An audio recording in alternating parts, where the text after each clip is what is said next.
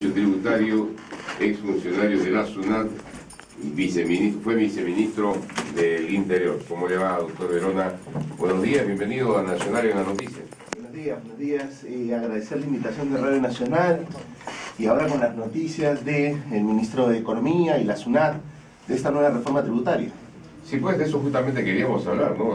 Se van a modificar las tasas impositivas en estos momentos, en estos tiempos, de repente, con estos cambios que se están dando. Eso es poco probable que se vayan a modificar las tasas. Hay especulaciones, se maneja bajo 7 llaves los proyectos. Una de las cosas que se está manejando, que creo que no es el momento más ideal para hacerlo, es que se van a reducir las exoneraciones que tienen los profesionales. Tú conoces que todo profesional tiene 7 UITs que no paga el Estado. Parece que estas van a ser reducidas, quieren hacer ajustes en este tema. ¿Por qué? Porque por los profesionales lo único que pagan a nivel de impuesto a la renta es son 38 millones de soles, frente a los 350 millones que recauda el impuesto a la renta. Entonces, pero esa no es la forma de fiscalizar, ¿no? Se debe fiscalizar más a las empresas. ¿Cuáles son estas medidas que va a anunciar el ministro de Economía justamente para combatir la evasión de los tributos? Mira, quieren poner más ajustes en la fiscalización del impuesto del IGB basado en el sistema de detracciones, el sistema de retención y el sistema de percepciones. Ya es un sistema un tanto injusto como para volver a hacerle más cambios en torno a la fiscalización. Eso es por un lado. Por otro lado, el ministro ha mencionado ayer que hay bolsones de evasión en los profesionales.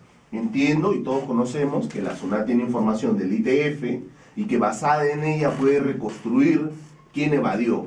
Es la cuarta categoría. Es la cuarta categoría. En la cuarta categoría los profesionales, respetables son todas las profesiones, pero hay algunos médicos, cirujanos, arquitectos que tienen señoras casas en las playas del sur, señoras casas en Cienedilla, y los ingresos declarados no coinciden con estas propiedades. Además no te dan factura cuando te hacen algún trabajo, ¿no? Claro, pero esto no requiere... ¿Y esto por qué se ha descuidado tanto?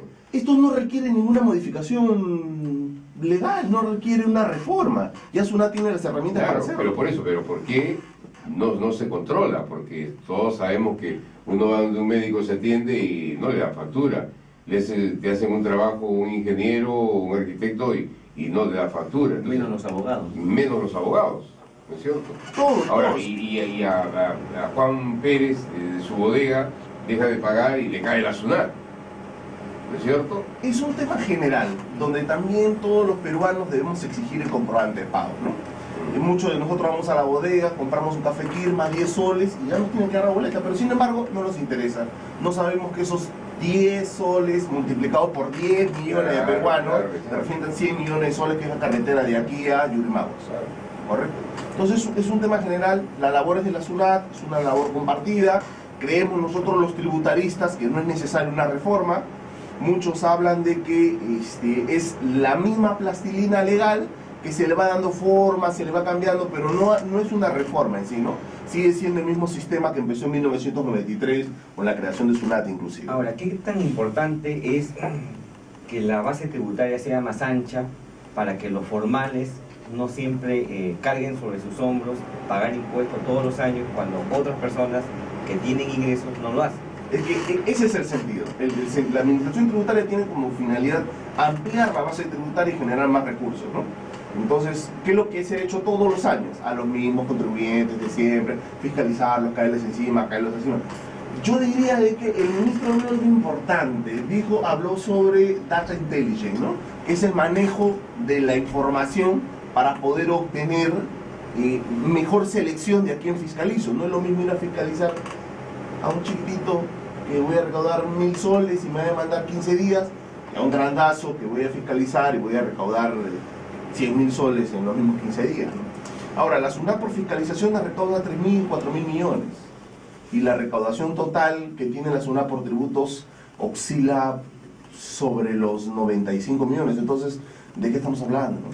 Ahora, al margen de esta evasión, sabemos que el Perú está creciendo justamente como parte de ese crecimiento, pues, el pago de los impuestos, ¿no? Digamos, cada año las empresas nuevas inversiones se están generando eso. ¿Cómo va, digamos, el crecimiento en este sentido, doctor? ¿Hacia dónde estamos apuntando, digamos, en nuestra base económica con la recaudación en todo tipo, en todo orden, a nivel nacional? Ahí tengo que corregir al ministro de Economía. El ministro de Economía señaló ayer que el impuesto a la renta representa más del 50% de la recaudación y el IGB más del 30%. Esto es un error, ¿no? Ese es mirar los tributos internos. Cuando él habla de ingresos fiscales, son todos los ingresos que tiene el Estado. Y cuando hablamos de todos los ingresos que tiene el Estado, nos vamos con la sorpresa que el impuesto a la renta solo representa en 32, 33%, y el IGB no llega al 50%. Representa el 44%. Entonces, nos está tomando el pelo, nos está queriendo engañar, está queriendo encubrir una reforma, de verdad que desconozco. O quizás algunos de sus asesores le debe haber dado mal las cifras, ¿no?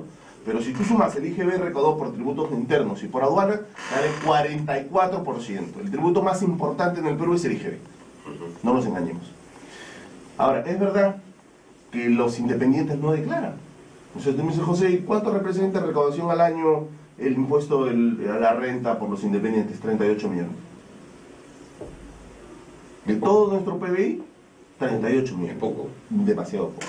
Demasiado, demasiado. Divide 38 entre 12. ¿Cuánto debiera ser si la cosa fuera normal, regular? Siempre se ha conocido en la SUNAT, allá en la época que todavía trabajaba dentro de la SUNAT, de que en otros países el impuesto a la renta representa el 60% de su recaudación. O sea, es la base. Claro. Es un impuesto, como se llama, como su nombre, es impuesto a la renta, a la ganancia. En cambio, el IGB es un impuesto en escala, en cascada, que solo grava el valor agregado. Entonces es el famoso IVA, ¿no? Impuesto a valor agregado. En el Perú le llamamos IGB, pero es lo mismo. Y no puede ser que el país sea dependiente del IGB, ¿no? En Estados Unidos hay una cultura tributaria diferente a nuestro país. ¿Por qué funciona de diferente manera el pago de tributos de parte del ciudadano común y corriente? Porque allá sí pagan y acá siempre se quiere evadir más bien el pago de impuestos. Cuando me hacen esa pregunta en la radio, en las entrevistas, siempre respondo, es como el papel en Alemania, ¿no? O sea, es un tema cultural.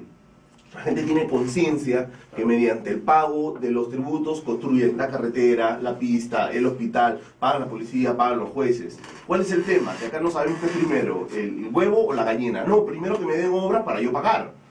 Pero funciona exactamente al revés. Primero pago, con ese presupuesto se generan obras, recibes esas obras y te ves incentivado a seguir pagando. Es lo que dentro de la SUNAT se conoce como el círculo del desarrollo, ¿no? Tenemos que recaudar para poder hacerlo. Ahora, también es cierto, y lo publicaba la Sociedad Nacional de Industrias, que entre el 2002 y el 2010 hay 62.000 millones de soles que el Estado ha dejado de gastar. El año pasado, el promedio de gasto a nivel nacional era 62% del presupuesto. Quiere decir que el 38% de la plata que tenemos en el monedero nacional no se ha gastado. Entonces hoy hablamos de mayor recaudación. ¿Mayor recaudación para qué? Para tener más fondos de reserva en el extranjero, que ya hemos pasado los 50 millones de dólares, de 50.000 millones o 50 billones de dólares de reserva en el extranjero. O sea, ¿quién gana? ¿El cajero? Yo pienso que también debe haber un mea culpa. O sea, ahora hablamos de que queremos aumentar la base, queremos recaudar más. Lo que tenemos nosotros en recaudación es 16% del PBI. Y lo que se quiere llegar, 12% del PBI. Y lo que se quiere llegar es a un 18%. Entonces la presión que van a sentir las empresas va a ser mayor. Cuidado. Más presión con menos obra no tiene sentido. Bien, ¿cómo ve usted el anuncio hecho por el ministro Castillo en todo caso, para terminar? Veo positivo, pero hay que incentivar, ¿no? O sea, lo decíamos en varias reuniones. O sea, el Perú está creciendo, el Perú está avanzando, estamos en una época de explosión económica y seguimos con un marco tributario de crisis del año 90. Acuérdate que en el año 90 lo que tenemos es una crisis económica, estamos saliendo. Con ese mismo marco tributario tenemos para un sistema que esté en explosión económica. Creo que más bien se debería apoyar, se debería generar un marco tributario que apoye el desarrollo de las microempresas, que cuando pase el boom económico es la que va a seguir sosteniendo el Perú. ¿Y la crisis europea podría llegar a afectar al Perú? Nadie te puede garantizar que no, pero todo parece indicar de que si llega a Perú va a ser más que un estornudo. O sea, casi no nos va a tocar, la demanda interna está subiendo grandemente, China es un país que concentra el 30% de nuestras exportaciones, o sea, ya no somos Estados Unidos dependientes.